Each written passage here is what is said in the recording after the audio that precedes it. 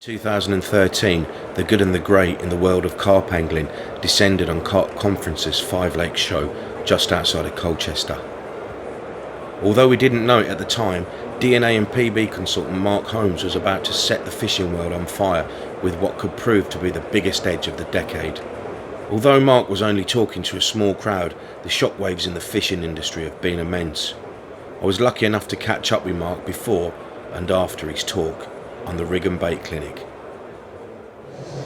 I'd like to welcome to the sofa a dear friend of mine, Mr. Mark Holmes. How are you, mate? I'm fine, John. How are you, mate? Yeah, how's the show going for you then, mate? I've seen you beavering away this morning, weaving your magic with all the punters. Yeah, to be fair, I must admit, I do enjoy the Carpin On show because, as you know, we went to the big one last week. Yeah. And the one thing about a general course fishing show, which is what the big one was, is you get more, I won't say entry-level questions, but, what are these? Are these sweets? Yeah. You know, whereas the normal guy that's walking around the Carpin On show is a guy who understands the boilie concept. And I know it sounds a bit like a busman's holiday, but when I talk to them, I don't have to sort of go through the basic principles. Yeah. I can get straight into the reasons why this particular method that I'm using is going to work. Now, very shortly, you're off down to the Bait and Rig Clinic. Yes. To do another talk. Now, Yeah. I must say, we was there yesterday, mate, and I've never seen a crowd captivated like that. And it's definitely, without a doubt, your unique approach to the way that you use your bait. We're really looking forward to it. You were on at 2 o'clock. Yeah. I mean, I'd just like to ask you a quick question now. You know, obviously there's a lot of people there, there's eyes on, you got members of the trade watching you as well as the normal punters and the anglers. Do you feel any pressure with it at all, or? Yeah, to be fair, I do, John. But the pressure is self-inflicted because one thing which, and you know from being an editor of a magazine, it's self-pressure, and the self-pressure is giving people something that entertains them. Yeah. And the one thing that I've always tried, and the mantra that I've always worked from, is irrespective of the methods of catching fish, which is ultimately what people want to hear, I also think that if you're in the media, you have to entertain people. Of course. As we followed Mark down to the Rig and Bait Clinic, I couldn't help but think the amount of big fish that Mark has caught over the years. He's had an immense amount of 40s, 50s and 60 pounders. Mr. Hughes, you alright, lads? How's it going? Alright. Now I'm doing this Rig and Bait Clinic thing. It can't be easy giving away all your major edges, big man. but I know Mark, and Mark's a man of the people, and anything he can do to help people put fish on the bank, he will. Tonight, Matthew, I'm going to be Tyrion. Right, ladies and gentlemen, I want to talk about bait. I want to talk about how you're going to catch more carp by devising your own bait systems as opposed to what you buy over the counter. And I've written about this many, many times. The reality is there's two types of carp. There's a carp that you can catch before it spawns, and there's a carp that you can catch after you spawn. And one of the things that is important is to realise that in reality they are two different things entirely. Carp before they spawn are very much into what they need to prepare themselves for spawning. After spawning, post spawning, then they're into attraction and they're into eating foods where they put the weight on. So the simple reality is that you've got to understand that your tactics and your hook baits should be different. And what I want to talk about is not just customising your hook baits, but customising your approach into how you make this into your own fishing. You can buy every piece of tackle that you could possibly want now, from a bivvy, the bed chair. The tackle is absolutely fantastic. The baits are also absolutely fantastic. But people are constantly saying to me, how can I get an edge? How can I be different than the guy next door? That is ultimately what I'm going to talk about in the next few minutes. How can you do something that will make you different to matey. And the number one thing that you've got to do is think, how can I get my hook baits to be seen by the carp as the first one they want to take, not the last one they want to take. Those of us old enough to remember will remember that we used to think that the way to catch carp was to put 10 freebies out and have one with the hook bait in. And the carp would take 9 freebies and then it'd take your hook bait. And the reality was, well, what we've done is we've built the carp's confidence up so that they're not scared of eating our bait, and then they'll eat our hook bait. The concept that I'm about to show you is to turn it on its head. We want the hook bait to be the first bait that's taken, not the last bait that's taken. And what I said about fish being two types of fish, pre-spawning and post-spawning, is vital. So I'll get straight into it. The carp that hasn't spawned is looking to keep its saline levels up. And those of you who have read the stuff that I've written in the magazines know all about the salt and stuff, and it kind of got twisted and it kind of got it lost the point of what I was trying to say to people, because people assumed that I was saying you should use lots of salt in your bait, you should tip huge amounts of salt into a lake and the carp would come and you catch more carp. That was not what I was saying, because the reality is there is salt and there is salt. That is rock salt, and within that rock salt you will see a band of chemical. That's a black band. That is part of the attraction of rock salt for carp. That is rock salt that you buy in Tesco's and Asda and Morrison's.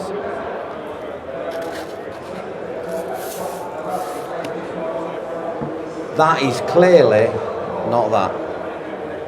So the first thing I'd say to people who advocate putting salt into their baits for attraction is, remember, that is available at £2 a pop. That I can't get hold of, so I can't use it. So what good is that to me? The reality is yes, you can use it, but you've got to look for it. And the way that you look for it is understanding what it is that you want.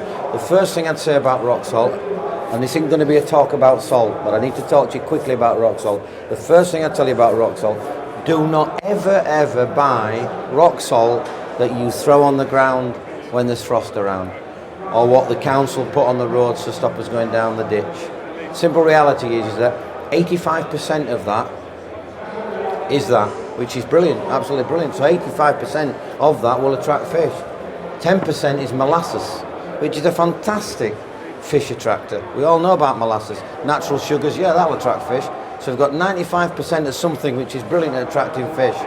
What's the other 5%? The other 5% is probably the biggest fish repellent you could ever get in this world. It's a washing chemical agent. So if you put rock salt that you buy from garden centres for the path, if you buy rock salt that people use on the roads and you spot it out, like I saw after I wrote about salt, go fish the other side of the lake. Someone said to me, what tactic would you use with that, Holmes? What I'd do is I'd put it on the north side of the lake and I'd go and fish the south side of the lake, because that's all it's fit for. So the reality is people would use rock salt and very quickly they say, well, this ain't groundbreaking, I ain't catching it. And that's because I didn't explain to them at length, because I was tired of people twisting things to get a corporate angle on how can I get a sledgehammer to that, put it in a bag and say, £8, off you go. I ain't about that. And those of you who've read my stuff know that I'm not about that. Simple reality with this is that the nearest thing that you can get to that is, if you're fortunate and you Google it, you will see that there's probably 4 mines in the country that supply this. If you are able to take 4 to 5 ton, put it in your back garden and a mountain, stick a flag of GB on the top of it, then you might actually be able to use this. The reality is that it's very difficult to get hold of. But what's not very difficult to get hold of is if you go to any animal food outlet, or if your wife or your daughters are interested in horse riding, if you go to a tack shop, you will see what's known as salt licks. And they come in various sizes. Some of them look like a ring which you dangle down for the horse. The reality is that is fit for the purpose of using this to attract fish. Some of it will be tainted with a pink dye. Do not worry, that is still manageable for what you want. Now the first thing you must realise about this is that does not feed the fish. And I'll say that again so there's no confusion. That does not feed the fish. But I'll make you a little bet. That means you never have to leave your swim. You never have to use a marker float, because it is simply the biggest fish attractor pre-spawning that you could ever get. And what I'd ask you all to do is that if you have access to a koi pond, or if you have a little tank at home with goldfish, for Christ's sake, don't put a lump in that big. If it's a little tank, you'll smash the bloody glass. But the reality is that get some rock salt and put it in an environment where you can watch the fish if you need convincing. And the first thing that will happen is that we'll sit down at the bottom, and within 5 minutes you will see carp will come along and they will sit on that. They won't start pecking it like they're feeding on it, but they will sit on it, they'll sit at the side of it, they'll collect around it. And what I always say to people is, if you can do that and you can show that fish are collecting around it, then you kind of understand the method on how to catch fish that I'm talking about.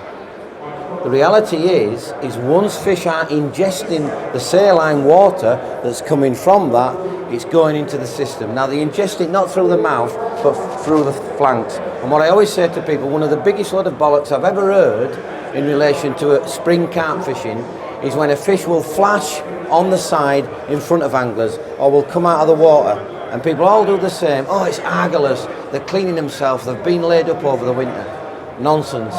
What they're doing is they're rubbing themselves against the clay.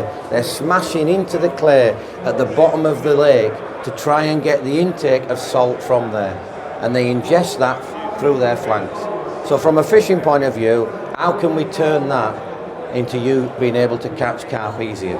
Simple reality is that very quickly after getting the carp to understand that they get the mineral intake that they need, you then need to feed them. So the simple reality that I've said to people over this weekend is, look, let's get the carp in so we're not worried about location. People talk about location and watercraft. That is simply the easiest way to learn watercraft. And I'm not advocating that all of the stuff that we've all grown up with about prevailing winds, about depths, about thermocline, about pressure, doesn't come into it, because it does. But the simple reality is I've divided your carp into two types: pre-spawning and post-spawning. Pre-spawning, he's looking for that. He's not looking for this, he's looking for that. And that's why fishing at that time of the year is either brilliant or is not so good. Because the simple reality is that he's not looking for that, he's looking for this. And a lot of the time they will take baits that are around minerals. So when people say to me, you know, I want to go fishing, I'm looking for smooth spots. People will always talk about a smooth spot, a clay patch. Well, I've dunked down, I've got a clay patch. The reality is the clay patch is what is attracting the fish, because there's minerals in it. So the first thing you can do is you make the mineral. So you've put the mineral there for them. Then you need to put your bait. Now, one of the things which I've always said to people is that there seems at the moment to be this talk from the bait industry about glugging all your baits. So you buy 5 kilos, you then go and buy a big drum of whatever it is, krill, molasses, and then you pour it in and you've glugged all your baits and off we go. Don't do that, lads. You do not need to do that. It's costing you too much money to glug all these baits. The thing about glugging your baits to that extent is you want to glug your baits on your hook baits, because the simple reality is that glugging area will attract fish. You've no need to do it if you've brought them in and you start to feed them. So let's go back again. You've prepped your spot, you've got your salt down there. What I would do is I would prep it twice. I would go, no fishing, go put it in. No fishing, go put it in. On your third trip, put some bait in. Do not put bait that you've glugged, do not put bait that you've cured, just put normal bait in. Now then, when you then come to start your fishing, that's when, before spawning, you want to be fishing. And I don't know if you can see these guys. I've got some here for you. Somewhere, we go. You want to crowd round and just have a quick look at these. Right. Then you need to be fishing something like this. They are basically cured baits. Okay? I'll take one. Right, that bloke's taking 6, so you're going to be using them next week. Yeah, that'll be right. So you can see that, yeah, they're cured baits. Now the reality is, those of you who understand about nature and natural food, this will not kill you.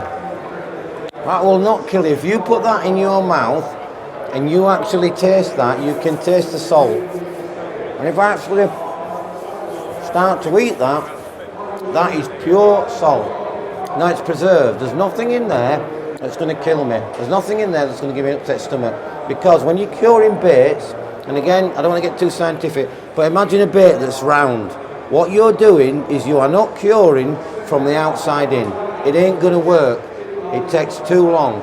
The way to cure baits is to go from the inside out. And the simple way that you do that is to reduce all the moisture in your hook bait.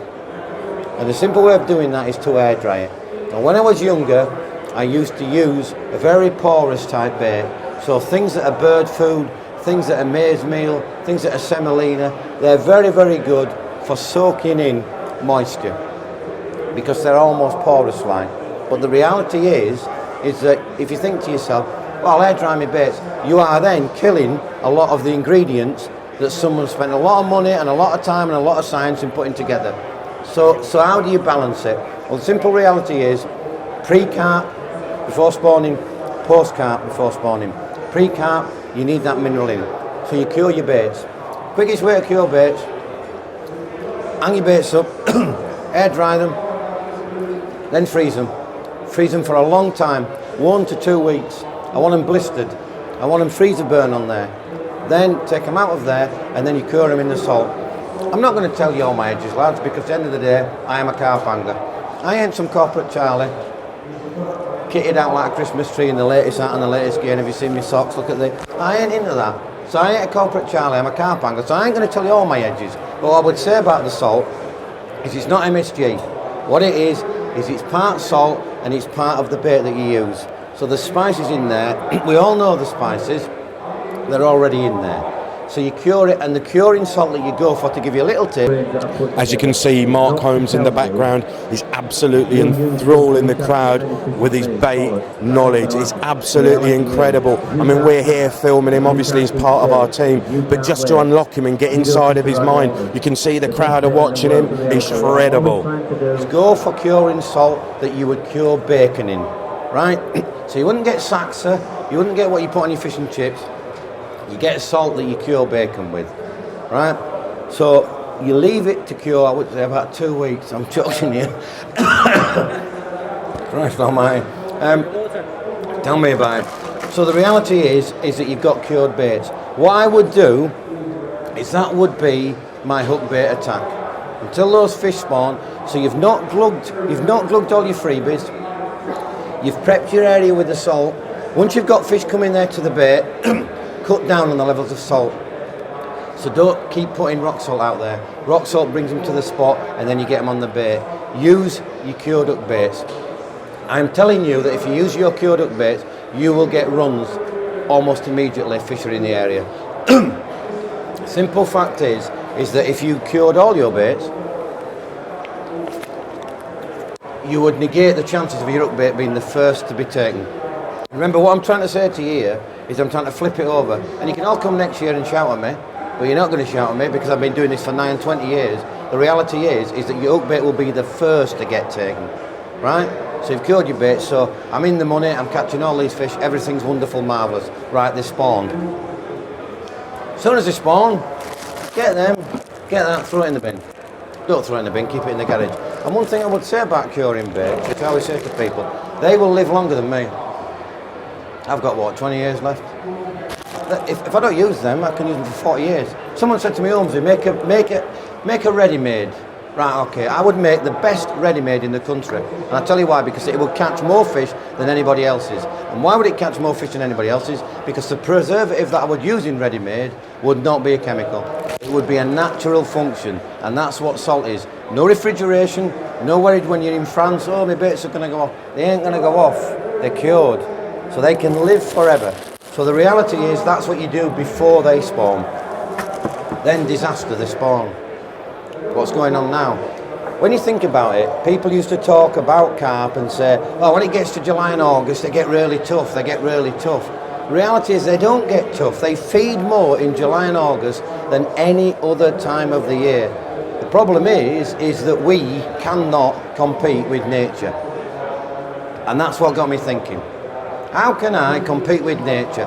We are wanting a monumental mistake of it taking nymph and a hatch, which happens every day of the week, and suddenly I come along with a 16, 20 mil bit. What? You can mess about with a Stanley knife and cut these bugs and all the rest of it. Let me tell you, lads, we're nicking a bite. And I don't nick bites. Undoubtedly, there's some great anglers out there, wafters, pop-up zigs, brilliant anglers who will nick a fish. What I'm trying to do is catch the big fish on a baited situation. Now they're spawned, what am I going to do? When I actually looked at how I would compete with nature, I use particles. And I use so many particles you would not believe. Absolutely. The finest bait ever for carp is maize. But unfortunately these days, there's loads of problems with using it. One, the distances that we're now fishing. If you've not got access to a boat, it's very difficult. Secondly, nuisance species. How the hell can we put it on a hook and keep a big roach away? There's all sorts of reasons. How do I get a bait deal using it? But the reality is that if you use particles, you will catch a shitload of big fish. Now then, here am I, Charlie Champants in the early 80s, caught a load of big fish in Yorkshire and Lancashire. I've got it sussed. Bless him, Uncle Tim starts a company called Nutribaits. Next minute, it's all over the papers. Peanuts kill fish. They are cancerous. Particles kill fish. They swell in their gut, blah, blah, blah. Overnight, all Holmes's waters in the north banned particles. Can't use particles here, can't use peanuts here. I'm snookered, so I'm thinking, well, what am I going to do? I can't use particles. I was skint, I'd got no brass. Boilies were like with this thing that you to use lots of. At that time, really, there was only sort of Bob Baker's Richworth and all the rest of it. So I'm thinking, well, what can I do? I looked very closely at why particles were so devastating and still are today. What they do is and I'm going to be scientific to you, and I promise, this scientific will only be for 5 minutes, so please have a snooze now. The reality is that the fermentation process that happens and creates in particles attracts carp. And it's when the sugar turns to alcohol. And quite clearly, I want someone to guess what that is. Have a drink of that. No, don't have a smell of it, have a drink of it. Drink it? What do you any harm? Have a drink of it. Tell me what that is. Some sort of alcohol. Yeah. Yeah. Anybody else? You look like an alcoholic. Have a drink of that. Tell me what it is. Tastes like a medicine. Yeah. There you go, fella. One last one. Do you want to mix it with it?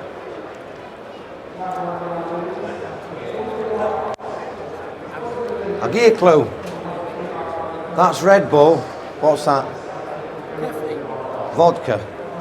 Right, vodka. Singularly, one of the biggest attractors of carp in the world. Absolutely phenomenal. And if this young lad said to me, Mister, I want to go to Linear, I haven't got any money, I can't afford a load of bait, how can I get a quick bite? I'd say, go home, get in your dad's drinks cabinet, get the vodka out, get a dozen baits, bang them in a pot and leave them for a week, off you go. And that's a simple way of nicking a bite straight away.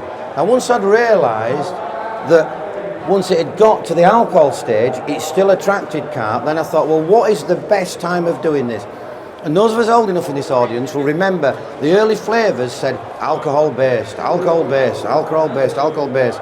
So being the delinquent that I was and had a lot of free time on my hands, I thought I'll do a little bit of research into this. And what I found was that as the sugar is turning to alcohol, that's the point when it's really attractive for carp. So when they used to say, don't throw your corn juice away, don't throw your tiger nut stuff away. Yeah, brilliant. They were right, because the fermentation process that people thought their baits were going off is what attracted carp. Brilliant news. Bad news, don't last very long, lads. So the art of getting it right is understanding how you can get it at the optimum level. And that optimum level is when the sugar starts to turn to alcohol. And the one thing I'd say is that those of us with friends that go coarse fishing, proper coarse fishing, not like our fishing, camping, go proper coarse fishing where they get ground bait, you watch them and watch some of these ground bait mixes. And I'll tell you what, after they've mixed their ground bait mixes, after 5 minutes, go up and put your hand in the mix. And you will start to feel heat. And that is because the new ground baits that people are putting together are using ingredients which start to ferment, and that creates heat. When I quickly realised that, I thought, right, they need to be attracted to this heat. They need to be attracted to fermentation. So what I did was very much like the curing thing. I air dried my baits and I rehydrated them. And I rehydrated them in particle juice. So what created the attraction of particles is not the yellow thing. It was the fermentation. So I got rid of the yellow thing and I took my air dried baits and I rehydrated them in the fermentation process. And so you think to yourself, marvellous, you've got this absolutely fantastically sorted home. Reality was, I broke 4 cupboards keeping this stuff. it blew the door off the front of the cupboard. I'm not joking. So when people talk about reactive ingredients, what they mean is it's still fermenting. And the alcoholics in the crowd will know that when you brew your own beer, you put a rubber stop in it and there has to be air that comes down. That's for a reason, because it's got to breathe. And so the reality is that if it didn't have air, it would blow the roof off your house. So the bad news was suddenly I had this problem. How can I keep this edge and not ruin my house at the same time? The reality was smaller quantities. Now, I'm not having a pop at the bait industry. People have to make money and we're all part of that circle of life. But the reality is a lot of products that are based on the fermentation process, if they're put in a bottle and they're put on the tackle shop shelf, they're dead. It's a bit like wheeling me out after I've died, saying Mark Holmes is here, injecting me with insulin, and I go, I'm still dead. So the reality is that a lot of the reactive stuff that you buy to cause fermentation in your bits aren't working anymore. But here's the good news. Like insulin, you can put products into them that can start the process again. And a bit of advice I'd say to you, and a lot of lads have been interested in this, is that corn steep liquor is singularly one of the greatest attractors for male carp and for common carp. So when people talk, we all know it, about your waters, a massive common in here, never gets caught. Generally, it's not bullshit. It's because that fish is genetically wired differently to the fat females. That is why common carp and male fish are more difficult to catch, because their chromosomes are different and they are attracted from different things. Most of them are predatory, which means they're very hard to catch during the day because they're eating small fish, which is why when they do slip up, it tends to be at night time when they can't feed for the predators. But the reality is that corn steep liquor attracts commons and males. So I went down this route of using corn steep liquor and starting the process myself. It would be easier for me to say, yeah, I got 4 ton of maize, put it in a vat, and I got the molasses in. No, I didn't. What I did to begin with, because I was skint, is I bought other people's corn steep liquor, and I started the process of reactivating that. And I wrote recently, and I got 4 bait companies ring me up saying they were going to remove me legs and all the rest of it for saying this to you people, but I'm not bothered. The reality is that most of these products have been deactivated, but you can reactivate them. You can tell if they've been deactivated by unscrewing the lid and putting your finger in and tasting them. And the way that they deactivate them is they put citric fruit in there, which is acid. And the taste buds in your mouth respond quicker to acid than they do to alkaline. So that's easy to tell. So dip your finger in corn steep liquor or anything that's supposedly a reactive liquid, and you can taste the lime juice in there. And I found it really, really difficult to get a product where there wasn't lime juice. There isn't any. But the way you can start to react it is by putting heat in there. And one of the ways is by using saccharin. Now, saccharin. Right, not granulated sugar, it's saccharin. Now the reason why it's saccharin is because sugar needs to turn to alcohol if it's fermented. So you're restarting the process. So a quick tip to you, those guys who want to target commons, those guys who want to target male carp, start to use corn steep liquor. You can buy the stuff off the shelf and you can reactivate it yourself by putting sugars into your glug mixes. Again, just hookbaits, right?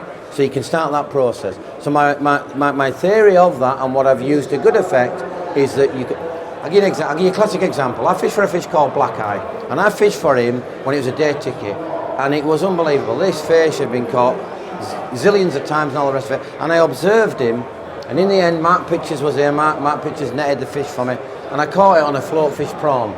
No joke, float fishing, and the fish weighed 52.6. And he was like, well, how can you? What he didn't know, he thought I'd just caught it on a prawn. But the reality was that prawn had been soaked in active corn steep liquor for 3 days. Now you might say, 3 days? That's not long to soak a bait. Let me tell you, when you start the fermentation process, it doesn't last very long. You've got to get it before it turns to straight alcohol. I've already told you about vodka. Vodka is a great dip, but if you could get to the distillery before it's the finished article, that would be the ultimate dip going. And so the classic example of catching black eye was he took that prawn because it was soaked in corn steep liquor, and it was a natural bait. So if you're going to use naturals, try and think about what you would soak them in, and I'm telling you, you will get better results. Once you've got to a situation where you want to actually use amino acids to get to the big fish, That's important, and the important part of that is, like fermentation, amino acids, 13 amino acids a carp need. The main one it needs is a thing called lysine, L-Y-S-I-N-E, and the reality of that is that that causes a chain reaction in the carp, which is trypsin, and you and me and everybody has to have trypsin in our body, and it comes from the pancreas, and that's used to digest food. So a carp cannot get it by making it itself, so it's got to look for it, and it looks for it by looking for lysine. So anything that's lysine rich, that's what it uses. And surprise, surprise, krill is full of lysine. So when people talk about krill, reality is you should be going lysine, lysine, lysine. That's what the fish is looking for. So the reality is that if you can think about being different, and you can think about other products that have lysine in, get on the old Google job, not on the tackle company job, get on the old Google job and look at lysine, and you can pick these things up and think about how you can introduce it into your own bait. Now when it comes to a boilie situation, I thought, right, I've cracked it here, I've got all these ingredients, job's a good one. Dips it in the chip pan with the boiling water, kill them all. Killed all the amino acids bar one, and it wasn't lysine that killed all the rest. So right, well I boil this for 2.5 minutes. I'll tell you what, how can I get to a stage where I don't actually kill them all? I actually got down to putting a skin on my baits for 30 seconds. That'll do. Reality is I go to the water with a very thin skin boilie, and within 10 minutes, tens, roach, breed, everything but bloody carp. Eventually, oh, I've got a big carp on here. But the reality is that, as I said earlier, soft baits attract all fish. And that's not what we want as carp anglers, we want the big ones. So I thought to myself, well, hang on a minute, how can I get to a stage where I can get the benefits of nutrition and the benefits of attraction? Because one thing I haven't said to you, which is very important for you to understand, is attraction catches you one fish. Only one fish. So you'll catch a lot of fish with attraction. Oh, I've got another one, it's just now this bait. You won't catch a second one, because it's what I call the tab end theory. The tab end theory is if you put a tab end and dip it in the water, a carp will take it once to see what it is. Don't mean to say let's bait up with tab ends. The reality is you'll get one bite. And that's where I fell down a huge hole for a lot of years. I were attraction, but the repeat captures weren't there, so I needed the nutrition. The reality is that very quickly, boy, your LT94 gives 40% in a bait. If you use 40% of one bit of a pound of bait and it's LT94, all the nutrition is taken care of. So the 60% that's left you can tinker with to get your bite, because that 40% takes care of Mr. Carp going, oh, I like this, I'll come back for this. So I can work on my 60% to get a bite. So what I looked at was, right, what I need to do is take all of the powdered attractors out of the bait, all of the liquid attractors out of the bait, and put them into my bait.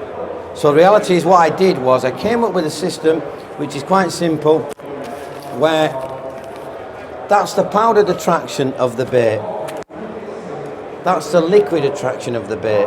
And what I quickly did was I started to conjure up a way of making rats.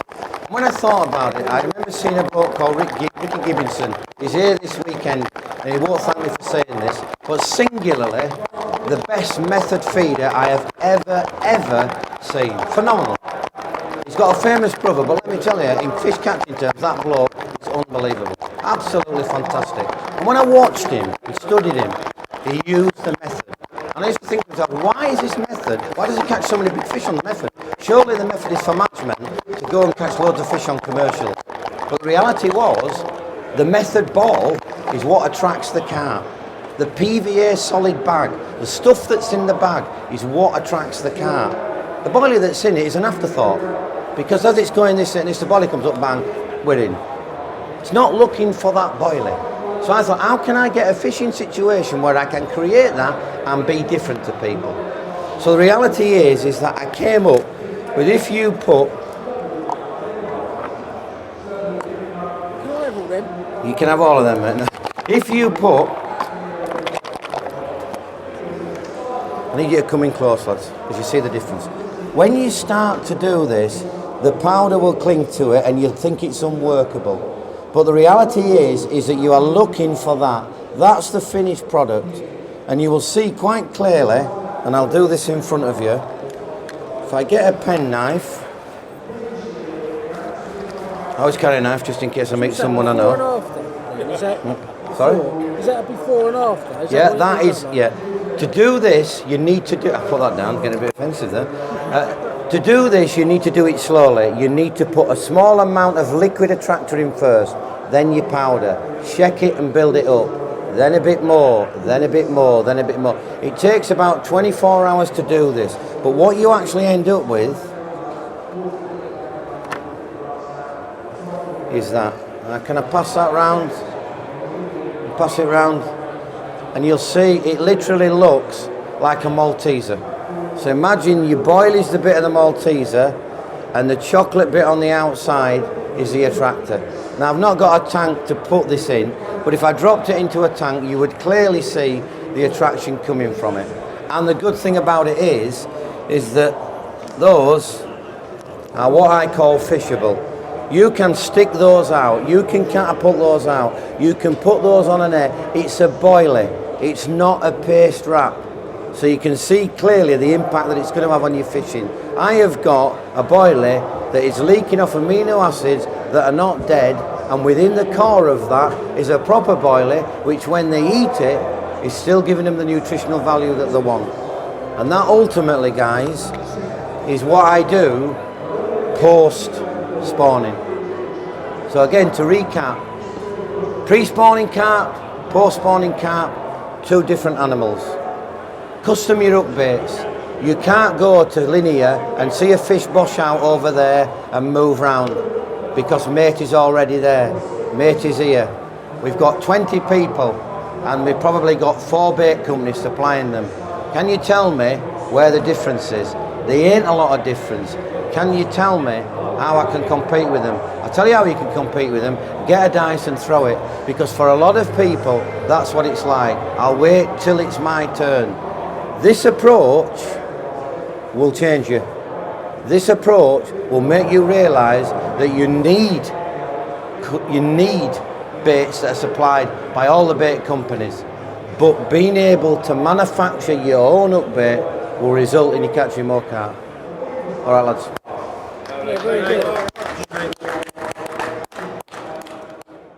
Right, Kevin, you've just seen the talk there from Mark Holmes. What did you think, mate? Do you know what? I think it was a great talk, one of the best I've ever heard, in truth. I've been a carp angler for 40 years.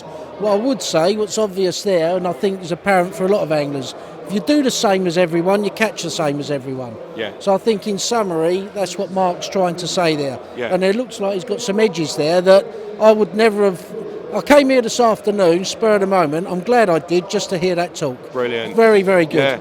And again, I mean, we've said it ourselves, you know, between the guys, the pre-spawning and the post-spawning, we've never seen it like that before, but it actually makes sense, doesn't it? Yeah, it does. And you know what? I'm going to get home and check out his website. Is all that information on his website, guys? Well, what we're doing, we're actually putting this up on the DNA Digital TV site, the talk that he's done today, and obviously it's going to be available to everybody, but it's just a case of getting on it now. It's definitely going to be clearly an edge, isn't it? Yeah, and also he sells it well. He's a very good presenter, so that does help. And it does help, So yeah. it comes across extremely well. Yeah, Mark Holmes, the raconteur. But lovely, Kevin, thank you very much Pleasure. for your time. Thanks Glad a you lot. enjoyed it. Yeah, Cheers, thank mate. you. Thank you. Well, Mark, sadly, that's come to the end of your talk. Absolutely mind-blowing, Give mate. over, John, Mate, give no, mate. Honestly, I'm being serious, you know. I know you're a little bit apprehensive before you come up. Well, I've got Jim Davison on the stage, Terry Hearn on the stage. Wants to come and see Mark Holmes. Mate, I'm telling you now, right, there was people there saying it was worth coming up to Five Lakes just to watch that. They've gone away, they've got an edge, they've never read anything like that, they've never seen anything like that. I mean, we're filming it and we're going, I'm thinking, right, pre-spawning, post-spawning, thinking about the salts. I mean, I got slightly excited when you got the vodka out. Yeah, I thought we'll probably drink that at the end of it all, you know? I think matey got a bit apprehensive when I told him to drink it. Yeah. I am taking him out tonight at 9 o'clock, by the way, but he will be unconscious. But seriously, mate, I mean, mate, I've got to say, that was absolutely, I mean, you know, it's banded about all over the fishing industry, inside the mind. If I've ever seen inside the mind before, in fact, inside the extreme mind of Mark Holmes, mate, that was fantastic. Well, thanks very much, John. And I mean really it. appreciate Thank it. you. Thanks, mate.